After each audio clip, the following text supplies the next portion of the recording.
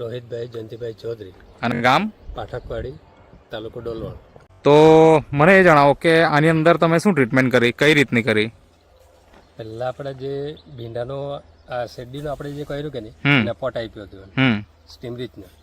ને જે ભીંડા આપણે ઠાયણા કે નહીં, બે સ્ટીમ રીચનો પોટ આપેલો હતો. ઓકે. એટલે બી આપણે જેવું નાખીએ કે નહીં, હવે જે આપણે પેકેટ પર લખેલું જ આવે કે 65% જર્મિનેશન થાય.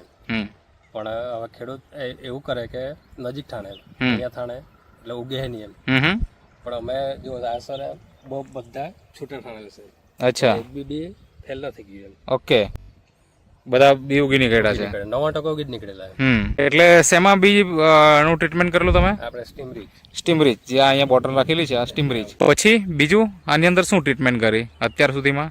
પછી શેરડી કે આ ભીંડાની અંદર જ્યારે આપણે પાણી આપ્યું કે નહીં, ત્યારે એનપીકે, ઝીંક ને વામ.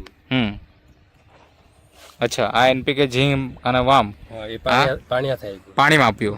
આ રીતના તમે મતલબ કેટલી વખત ડ્રિંચિંગ કર્યું હશે? આ માનો સર આ પહેલી જ વાર છે, એક વાર છે ને 2 વાર સ્પ્રે છે.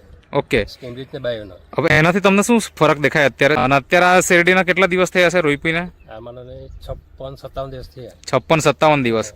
તો થોડુંક બતાવો ને શું ફાયદો દેખાય છે? જો સર આ છે ને આ ફેલ ગયું જ નહીં મળે એમ. ઓકે. હવે ફૂટ ચાલુ છે. ઓકે. અહીંયા બી ફૂટ ચાલુ છે. ઓકે, મતલબ ફૂટ પણ સારી છે અત્યારથી જ? અત્યારથી જ. અને આ કેટલા દિવસ નથી એમ કીધું તમે? 56 દિવસ.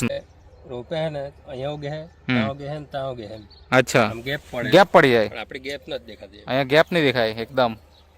એકદમ સળંગ શેરડી છે. તો આ તમે ખેડૂત મિત્રો જોઈ શકો છો. એવી રીતના તમે કર્યું.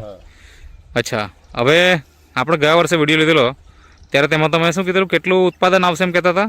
આપણે 10 કહેતા હતા. 10 હતા. 12 ટન થઈ પણ 12 ટન થઈ ગયો, મતલબ 2 ટન વધારે નીકળી આપણા અંદાજા કરતા પણ.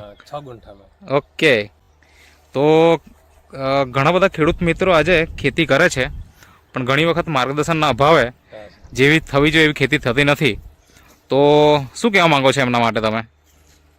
ખેડૂતને સાહેબ એવું લાગે કે આપણે વધારે રાસાયણિક કે વધારે ખાતર નાખો ને તો વધારે ઉત્પાદન મળે, પણ એવું એકચ્યુઅલી બનતું જ નહીં મળે.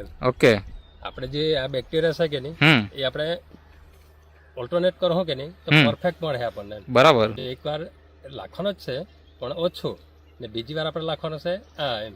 બરાબર. ખર્ચો બી ઓછો થાય, ઉત્પાદન આપણને વધારે મળે. ખેડૂતને એવું લાગે કે વધારે ખાતર નાખો તો આપણને વધારે ઉત્પાદન મળે, પણ એના કારણે જમીન બગડી જાય. જમીન બગડી જાય.